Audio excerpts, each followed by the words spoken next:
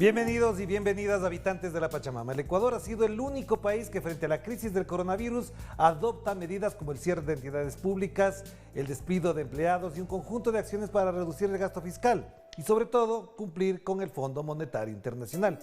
Y como ya lo han dicho algunos analistas económicos, la pandemia ha sido utilizada como un pretexto, pues muchas de esas medidas ya estaban previstas en el conjunto de imposiciones del Fondo Monetario. Más allá de eso, la economía ecuatoriana no está bien. Los indicadores son ahora más parecidos a los de la Argentina del 2019. El riesgo país superó la barrera de los 3.000 puntos y la deuda externa se incrementa cada día más. De esto queremos conversar con el asambleísta ecuatoriano de la Revolución Ciudadana, Pavel Muñoz, a quien le contactamos vía Skype, dadas las circunstancias que vive el mundo entero. ¿Qué tal, Pavel? Qué gusto tenerte por acá. Orlando, un gusto saludarte, un gusto saludar con la gente que nos ve en todo el continente y contento de poder compartir contigo algunas expresiones de lo que está pasando en este momento, no solo en Ecuador, sino en América Latina. Gracias, Pavel. La primera pregunta que te haría es, ¿cuál es la situación económica del Ecuador? Porque de todas maneras el presidente de la República, en el análisis que hizo en la cadena nacional de la semana anterior, obviamente pone un drama, vuelve a culpar al gobierno anterior y al mismo tiempo señala expectativas y un escenario bastante difícil para este país. Es de mucha sensibilidad, yo diría que el momento nos toma con las defensas muy bajas, haciendo alusión de cómo debe estar el sistema inmunológico de una persona para enfrentar, digamos, una situación de crisis sanitaria como la que estamos viviendo. Y en términos económicos, Ecuador termina o está en este momento con las defensas muy bajas.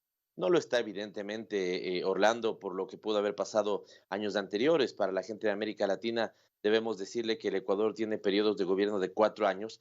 Lenin Moreno ya está terminando, digamos, su tercer año de gobierno, está empezando el último, el cuarto año, por lo tanto, lo que ha hecho o ha dejado de hacer ya es absolutamente de su responsabilidad o de su irresponsabilidad. Y recordémosle a la gente también de América Latina que el Ecuador termina de deteriorar sus condiciones económicas justamente recurriendo al peor asesor económico que pueden tener países como el nuestro, el Fondo Monetario Internacional, que ya sabemos lo que recomienda, no importa si es Argentina, no importa si es Haití, no importa si es Grecia o el caso ecuatoriano, el recetario siempre es el mismo: austeridad, despidos, disminución, digamos, de las facultades estatales, creencia dogmática en los acuerdos comerciales de libre comercio, restitución de las figuras de los tratados bilaterales. Digo restitución en el caso ecuatoriano porque se habían denunciado los tratados bilaterales de inversión que se negocian en condiciones tan lesivas para los intereses soberanos de nuestros países y tan beneficiosas para los intereses de las grandes transnacionales. Así que en esas circunstancias, una economía golpeada, una economía, déjame tal vez para la gente también del continente que nos puede ver, Orlando, describirla así. Los 2 últimos años ni siquiera crecimos, pero las utilidades netas del sistema financiero, especulativo, bancario crecieron en más de 40%, las utilidades netas, estoy diciendo, fijémonos lo que es eso. Es decir, una economía donde al conjunto de ciudadanos no nos está yendo bien, pero evidentemente a los grandes beneficiados, que para el caso ecuatoriano son grandes importadores, intereses de privatización, el gran capital, digamos, monopólico en el caso ecuatoriano, y evidentemente, digamos, la banca, para el caso de nuestro país, son los que están bien. Así que, evidentemente, en una economía así de debilitada, es preocupante cómo le llega esta pandemia. Claro, pero Pavel, acabas de mencionar un tema que está en el cuestionario y es que precisamente los sectores económicos, las élites económicas no están mal, al contrario, les ha ido muy bien y al mismo tiempo hay indicios o datos que señalan que del Ecuador han salido alrededor de 1.000 millones de dólares, no solamente de los banqueros, sino de algunos grandes empresarios que, liberados de esa condición del impuesto a la salida de capitales, han colocado su plata en el exterior. ¿Qué implica esto para la economía ecuatoriana? La economía ecuatoriana, recordemos de la gente que nos ve, es una economía dolarizada, por lo tanto es una economía que tiene muchas sensibilidades y es muy susceptible a choques externos. ¿Qué es lo que le pasa al Ecuador que no le está pasando en este momento a nuestros países vecinos? El momento que hay una apreciación del dólar, nosotros nos vemos afectados de alguna manera. Cuando a eso le sumas un deterioro del precio del petróleo, nos vemos afectados por una segunda condición. Cuando a eso le sumas que nuestros socios o nuestros vecinos deprecian sus monedas para poder seguir haciendo atractivas sus exportaciones, nosotros nos vemos con un tercer grave problema. Y si a eso le sumas la ineficiencia, la clara ineficiencia en el manejo de lo económico del gobierno, en digamos, en las claves nacionales de las decisiones adoptadas, tienes una bomba Molotov que en este momento debilita mucho a nuestra economía. Si es que esto es así, Orlando, ¿cuáles son los factores que agravan una situación, digamos, en el desempeño económico para el caso ecuatoriano? Agrava para el caso ecuatoriano un sector externo donde importamos mucho y al importar sacamos dólares de nuestra economía y caen nuestras exportaciones porque no ingresamos dólares en la economía. El momento que eso sucede, tú tienes una economía con muchísimos perdedores y con pocos ganadores. Los grandes importadores del país se ven beneficiarios, el sector bancario se ve beneficiario y aquellos que tienen la facilidad de sacar sus recursos del Ecuador. Por eso, si tú te fijas tanto en el Fondo Monetario Internacional como en los grandes intereses económicos del país, la eliminación, por ejemplo, del impuesto a la salida de divisas se ha terminado convirtiendo en una suerte de obsesión, porque no quieren tener ninguna restricción a la libre movilidad de capitales, como ellos entienden, que entren libremente sus capitales en condiciones especulativas y que salgan libremente los capitales del país en condiciones especulativas. Les aterra el movimiento migratorio de personas, pero, ¿no es cierto?, se encantan con el migratorio, digamos, la danza de millones entre país y país, sobre todo digamos, haciendo esfuerzos en el Ecuador, generando riqueza en el Ecuador, pero disfrutándola y poniéndola a trabajar en paraísos fiscales que tienen una lógica netamente especulativa. Claro, pero Pavel, yo escuchaba una intervención tuya en la Asamblea Nacional a propósito de este diagnóstico, en el debate, en la discusión que había sobre el paquete de medidas económicas que el presidente Lenín Moreno mandó el año pasado y después se tuvo que aprobar para estos meses en el Ecuador. Y se advertía ya que ese ajuste obviamente depositaría el mayor peso en los sectores populares, en el Estado, y ahora resulta que frente a la crisis del coronavirus, ese Estado está débil, es decir, como tú mencionabas, tiene las defensas bajas. Si tenemos un Estado débil, la economía no está bien, ¿cómo podrá el gobierno asumir esta nueva situación, no solamente del coronavirus, sino de tener que pagar deuda externa, alrededor de 500, 600 millones de dólares, tendría que pagar hasta finales de este mes, y al mismo tiempo compromisos adquiridos que le obligan a tener por lo menos unos 4.500 millones de dólares en lo que resta del año? Diseccionemos tu pregunta, que es muy interesante, Orlando, en las siguientes partes, diría yo.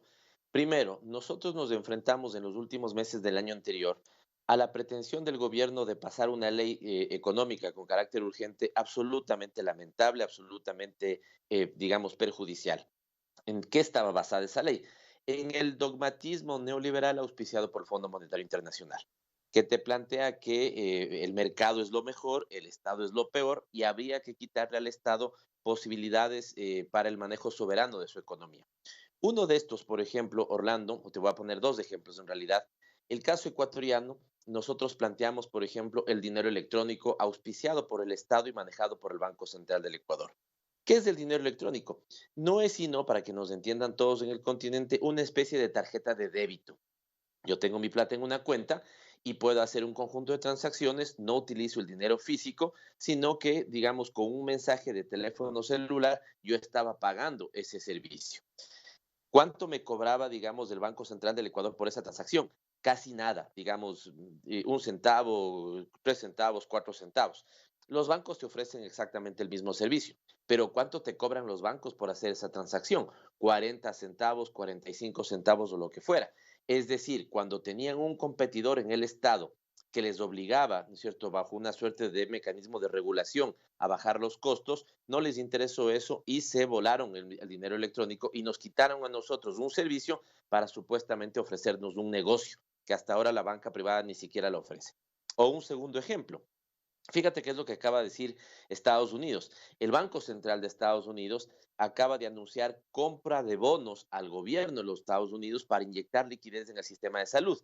Esa medida, ¿no es cierto?, fue eliminada, amputada de las capacidades de política pública que tenía el Estado ecuatoriano. Por eso mi intervención decía, un gobierno puede querer utilizar o no utilizar determinadas herramientas de política pública, pero es absolutamente irresponsable que el Estado se ampute herramientas de política económica porque en un momento determinado las va a necesitar. Hoy, con la pandemia del coronavirus, necesitamos o podríamos requerir digamos, medidas, pero por, digamos, este dogmatismo neoliberal fueron eliminados del marco jurídico ecuatoriano. Y finalmente, una segunda parte, aunque creo que tengo algunos otros más elementos, pero que creo que son importantes, esta segunda parte importante para comentar, ¿qué es lo que está pasando hoy? Digamos, el coronavirus está develando nuevamente dos visiones polarizadas del manejo de la economía.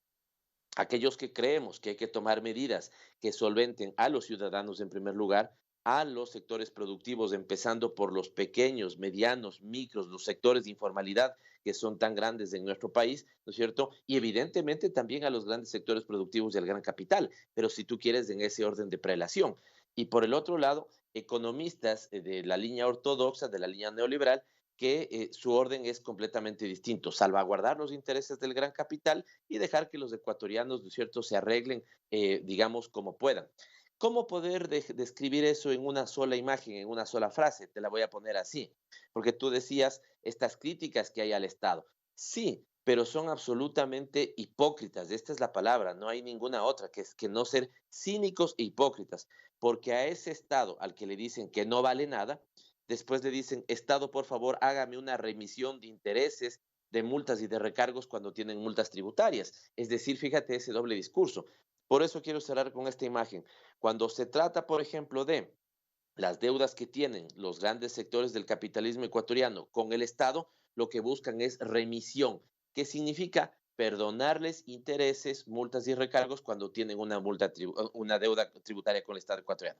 Pero en cambio, cuando la relación es, por ejemplo, banco privado, cliente ciudadano, ahí ya evidentemente no quieren manejar una figura de remisión y perdonar, por lo tanto, intereses, multas y recargos de deudas que en este momento no van a ser pagadas. Ahí hablan simplemente de renegociación. Entonces, es un ejemplo que yo pongo para ver, digamos, que incluso en condiciones como estas no deja de aparecer la lógica, lastimosamente, la lógica rentista del capitalismo criollo de América Latina y del caso ecuatoriano. Claro que sí, Pablo. Vamos a hacer la primera pausa y enseguida volvemos para seguir analizando la situación económica del Ecuador, por supuesto, en un contexto más complicado con la epidemia o la pandemia del coronavirus en el medio. Vamos a hacer la pausa entonces. Volvemos enseguida con Pavel Muñoz desde la capital de los ecuatorianos, donde se encuentra él, por supuesto, a propósito de que este tipo de programas se tendrán que realizar así en función de las circunstancias que vive el mundo. Y evidentemente nos acoplamos a esa necesidad de cuidar la salud de todos. Vamos a la pausa y enseguida volvemos con más de Enclave Política.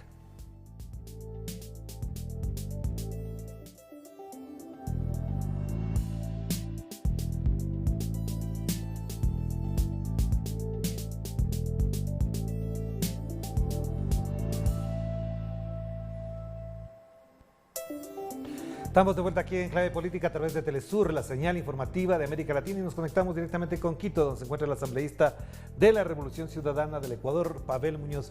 Pavel, de todas maneras, el panorama tal como lo plantea el presidente Lenín Moreno es complicado, es difícil, pero también sigue insistiendo él que esto es una herencia pesada del gobierno anterior. Te pregunto, ¿cuánta responsabilidad tiene el gobierno de Rafael Correa en lo que vive actualmente este país? La responsabilidad que tiene el gobierno de Rafael Correa es de haber dejado un país enrumbado y este gobierno, el de Lenín Moreno, tiene la responsabilidad de haber desestructurado ese país enrumbado. La semana anterior estuve en Chile, Orlando, déjame ponerlo esto como un gran ejemplo que me parece que es bastante descriptivo, donde un conjunto de líderes, 75 en total, líderes y lideresas de América Latina, fuimos invitados para trabajar las preocupaciones sobre primera infancia. De manera interesante, uno de los temas que se abordó es que los niños están cada vez más complicados en sus capacidades de desarrollo por no tener aire limpio. El caso de la India sería un caso emblemático, por ejemplo. Y la gran recomendación a nivel mundial es que los estados, los países, cambiaran sus matrices energéticas para mucha más generación de energía limpia y dejar, ¿no es cierto?, mecanismos de generación de energía contaminantes. Pensaba yo en el Ecuador y pensaba en lo que hicimos en la época de la Revolución Ciudadana y dónde están nuestras responsabilidades. En la época de la Revolución Ciudadana se pusieron en construcción 8 centrales hidroeléctricas y Ecuador pasó a ser nada más y nada menos que debajo de Dinamarca, uno de los países con la matriz energética más limpia del mundo. El Ecuador en la época de la Revolución Ciudadana sacó a 2 millones de ecuatorianos de la pobreza. El Ecuador en la época de la Revolución Ciudadana permitió a través de un programa exitoso que migrantes que habían salido del Ecuador en la crisis justamente económica financiera del año 99 regresen a su país. Hacían patria fuera de su patria y decidían regresar a hacer patria en su propio territorio. El gobierno de la Revolución Ciudadana es responsable de haber estado entre los 3 primeros, junto con Bolivia, que raro, junto con Bolivia, por ejemplo, y el caso uruguayo, en haber disminuido la pobreza de manera significativa, haber aumentado las capacidades de consumo de la clase media, haber disminuido la brecha entre el 10% más rico y el 10% más pobre de la sociedad, y fue el país, el Ecuador fue el caso emblemático en América Latina, que mientras la región disminuyó en 2 puntos su coeficiente de Gini, aquel mecanismo que permite ver los niveles de desigualdad en nuestras sociedades. El Ecuador lo disminuyó en 8 puntos, junto con disminución de pobreza y extrema pobreza. En ese país y en esas condiciones, que fue como se entregó la economía y el punto de desarrollo del Ecuador al gobierno de Lenín Moreno, todo después de eso viene en debacle y en declive. El crecimiento económico no se ha dado, sube la pobreza, sube la extrema pobreza, sube el desempleo. Hemos llegado a tener la tasa más alta de subempleo en la economía ecuatoriana. La economía no ha crecido. Los únicos que reportan importantes crecimientos y utilidades netas, como lo había dicho, del sistema bancario ecuatoriano, debilitamiento de las capacidades de regulación y de control del Estado ecuatoriano, golpe a alguna institucionalidad, tú lo anotabas de tu nota introductoria, despidos masivos de funcionarios públicos, sobre esta lógica además falsa, Orlando, de que si en el Ecuador tuviéramos un Estado obeso, sobredimensionado, cuando uno sale de las fronteras parroquianas de algunos economistas que tienen mentalidad más de tienda de abarrotes que de administración de la cosa pública, y ves los datos, por ejemplo, la Organización Internacional del Trabajo, en el Ecuador de cada 10 empleos que se generan en la economía, 9 provienen del sector privado y solo uno del sector público. Sin embargo, de eso hablan de un Estado sobredimensionado, un Estado obeso, y finalmente te diría que liquidaron la inversión pública. Y al liquidar la inversión pública generaron un frenazo, como cuando uno sube el freno de mano de un automotor, generaron un frenazo en la economía ecuatoriana. Por lo tanto, querer achacarle, querer responsabilizarle del momento actual de la economía al gobierno anterior, después de 3 años de estar sentados en el cargo, es una total irresponsabilidad. Y finalmente digo yo que esto no es nada más, me entenderán más en el Ecuador, habría que explicar un poquito más en América Latina, esto no es porque la politiquería mató a la economía. Cuando el presidente Lenín Moreno dijo que la economía que recibía, la recibía en condiciones apocalípticas, catastróficas, lo que hizo es viabilizar no una decisión económica, sino una consulta popular, que fue un gran engaño para la sociedad ecuatoriana, provocar un severo proceso de desinstitucionalización y al final del día hacer lo único que les interesaba: judicializar la política y politizar la justicia para desarrollar el más atroz proceso de persecución política como el que vivimos hoy en Ecuador. De acuerdo, pero ahí hay un elemento de más para el análisis, y es que el presidente dice que va a reducir 1.400 millones de la inversión pública, del gasto público en general. Eso implica no más obras, no hospitales, no más nada de lo que implique gasto del Estado. Y por otro lado, también un dato importante es que el riesgo país ascendió hasta el día de ayer, estaba en 3.400 puntos, y eso implica dificultades para incluso el manejo de la economía ecuatoriana con respecto a su sector externo. Esto que se está planteando como datos de la realidad, ¿no le invoca, por ejemplo, al presidente de la República a retomar lo que incluso algunos sectores de la derecha plantean es, por ejemplo, implementar los aranceles, volver a tener un Estado que le garantice? Eso también implica algunas medidas económicas que tendrá que pasar por la Asamblea. Si fuese así, ¿cuáles serían las más adecuadas en este contexto, Pavel?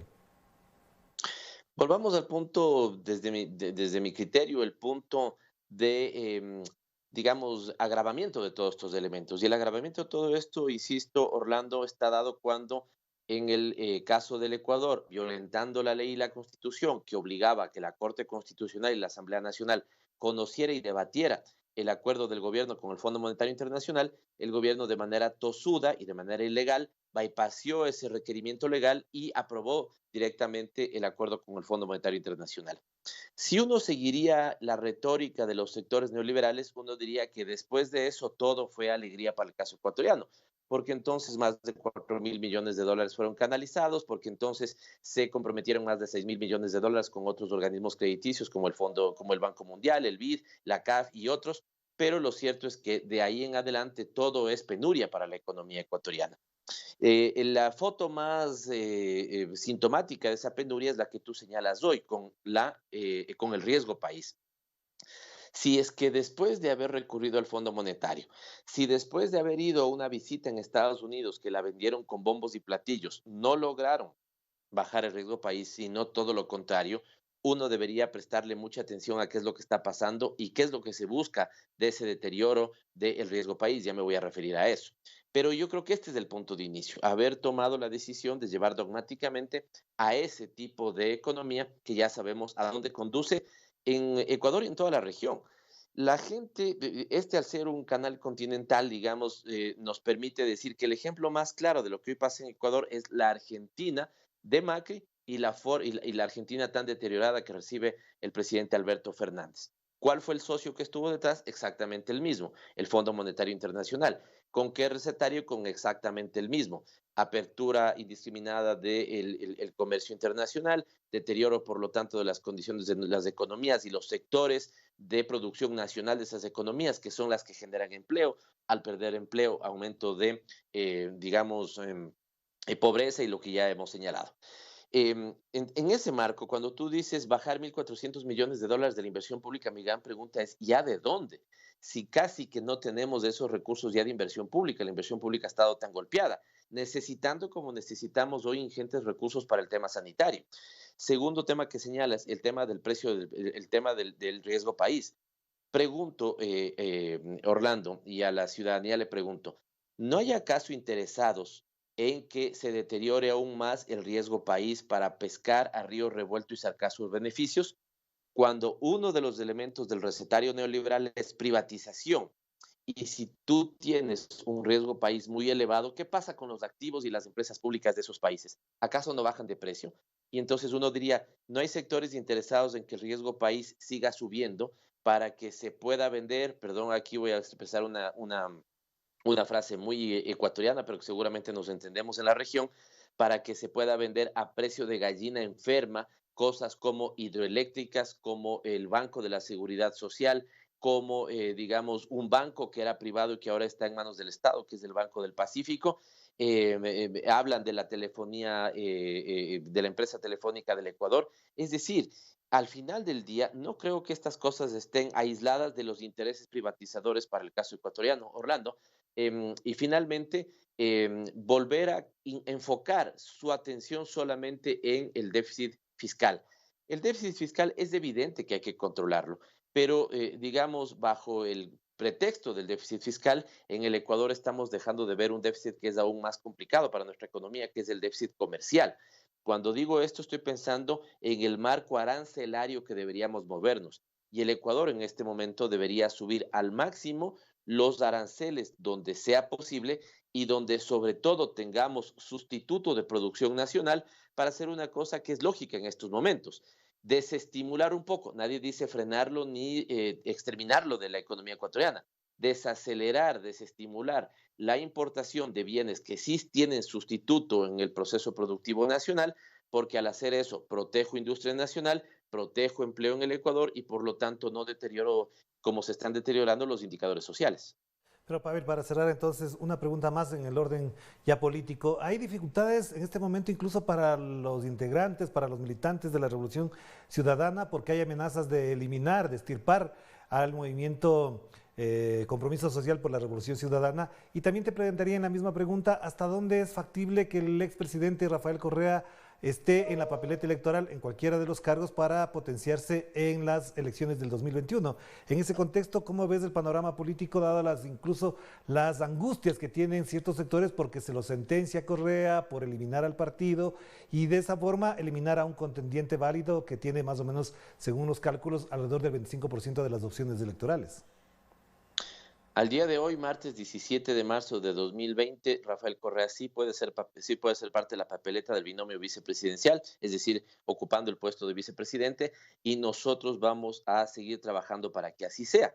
El liderazgo de Rafael en ese sentido y en el manejo de crisis tan complicadas internacionales como estas, fue del 2008, fue del 2014-15, y logramos superar esos momentos difíciles. Está aprobado para el caso ecuatoriano, por lo tanto, no es lo que nosotros queremos, es lo que la gente en la calle nos pide, que Rafael pueda estar en la papeleta como candidato vicepresidencial. Como eso no les asusta, Orlando, sino que les aterra, como eso les aterra a los políticos ecuatorianos, han acelerado el proceso de persecución para Rafael y para todos los que somos parte del proceso de la Revolución Ciudadana. En el caso de Rafael Correa, 31 indagatorias penales en la Fiscalía, un proceso como el caso Sobornos, le llaman ellos, bochornos le llamamos nosotros.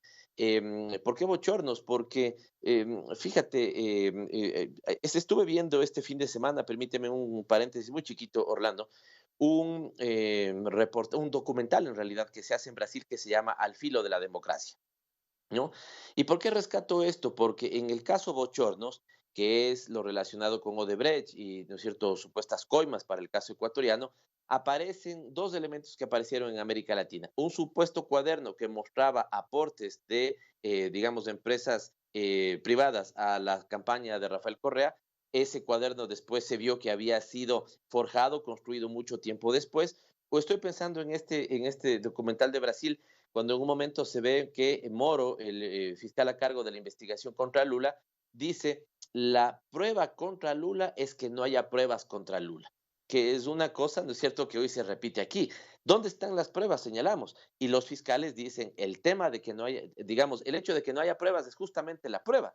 Fíjate dónde han llevado, si tú quieres, a doblar, digamos, encontrar pliegues, generar fisuras en el manejo de la justicia en el Ecuador y en América Latina, porque este no es un proceso exclusivo del Ecuador. Fomentaron un golpe de Estado en Bolivia, ¿no es cierto? Buscaron meterle presa a la expresidenta Cristina Fernández de Kirchner, inhabilitaron a Lula, lo quieren hacer con Rafael Correa, porque saben que en América Latina los procesos progresistas tuvieron éxito. Al tener éxito, permitieron que todos estén mejor, y para que todos estén mejor había que limitar los privilegios a los grandes capitales de siempre, y como eso les aterra, evidentemente no van a querer dejar que la Revolución Ciudadana muestre en urnas lo que ya están mostrando los datos de encuestas, que estamos bastante bien, que sin duda alguna estaremos en la segunda vuelta de las elecciones del 2021, con muchas posibilidades de ganar esas elecciones, e insisto, eso les aterra. Yo creo que la descomposición estomacal será, en el caso ecuatoriano, una pandemia después que pasemos el coronavirus, porque efectivamente hay sectores que están aterrados de que el pueblo pueda volver a gobernar para sí mismo.